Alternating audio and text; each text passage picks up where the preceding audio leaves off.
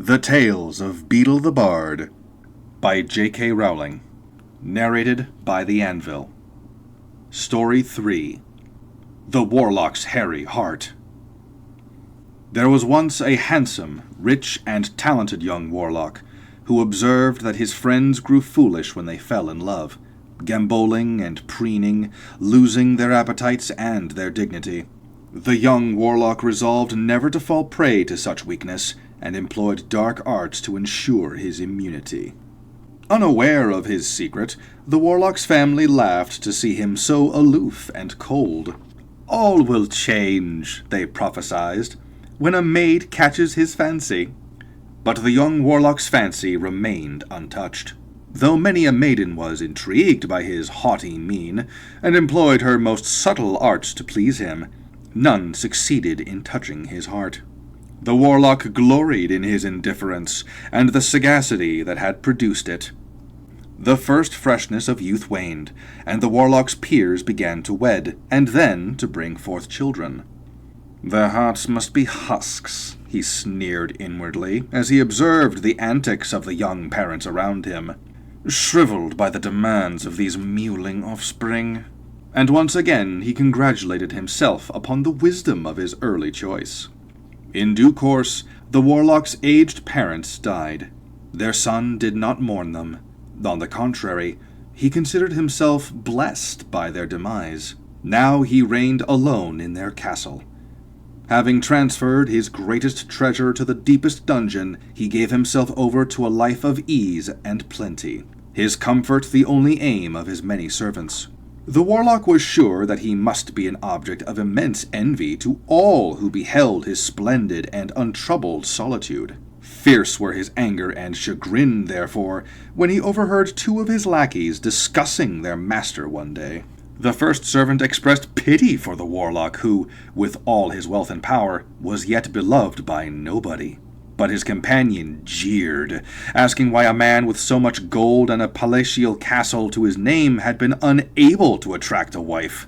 Their words dealt dreadful blows to the listening warlock's pride. He resolved at once to take a wife, and that she would be a wife superior to all others. She would possess astounding beauty, exciting envy and desire in every man who beheld her. She would spring from magical lineage, so that their offspring would inherit outstanding magical gifts, and she would have wealth at least equal to his own, so that his comfortable existence would be assured in spite of additions to his household.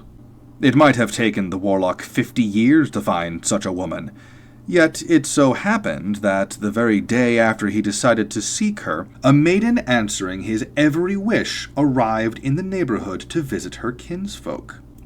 She was a witch of prodigious skill, and possessed of much gold. Her beauty was such that it tugged at the heart of every man who set eyes on her. Of every man, that is, except one. The warlock's heart felt nothing at all. Nevertheless, she was the prize he sought, so he began to pay her court.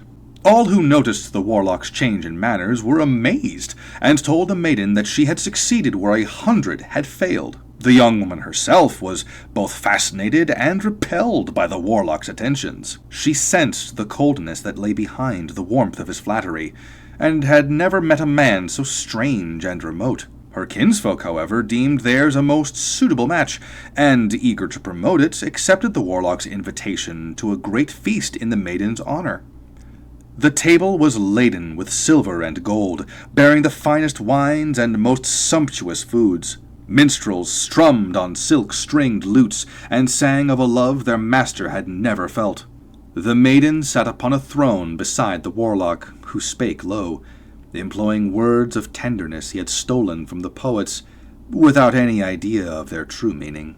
The maiden listened, puzzled, and finally replied, "You speak well, warlock, and I would be delighted by your attentions, if only I thought you had a heart." The warlock smiled, and told her that she need not fear on that score. Bidding her follow, he led her from the feast, and down to the locked dungeon where he kept his greatest treasure. Here, in an enchanted crystal casket, was the warlock's beating heart. Long since disconnected from eyes, ears, and fingers, it had never fallen prey to beauty or to a musical note, to the feel of silken skin. The maiden was terrified by the sight of it, for the heart was shrunken and covered in long black hair. "Oh, what have you done?" she lamented. "Put it back where it belongs, I beseech you!" Seeing that this was necessary to please her, the warlock drew his wand, unlocked the crystal casket, sliced open his own breast, and replaced the hairy heart in the empty cavity it had once occupied. "Now you are healed and will know true love," cried the maiden, and she embraced him.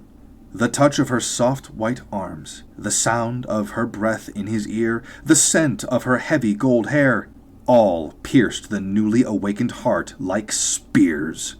But it had grown strange during its long exile, blind and savage in the darkness to which it had been condemned, and its appetites had grown powerful and perverse. The guests at the feast had noticed the absence of their host and the maiden. At first untroubled, they grew anxious as the hours passed, and finally began to search the castle.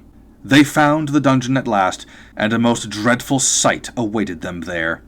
The maiden lay dead upon the floor, her breast cut open, and beside her crouched the mad warlock, holding in one bloody hand a great, smooth, shining scarlet heart, which he licked and stroked, vowing to exchange it for his own. In his other hand he held his wand, trying to coax from his own chest the shriveled, hairy heart. But the hairy heart was stronger than he was, and refused to relinquish its hold upon his senses, or to return to the coffin in which it had been locked for so long. Before the horror-struck eyes of his guests, the warlock cast aside his wand and seized a silver dagger. Vowing never to be mastered by his own heart, he hacked it from his chest. For one moment the warlock knelt triumphant with a heart clutched in each hand. Then he fell across the maiden's body and died.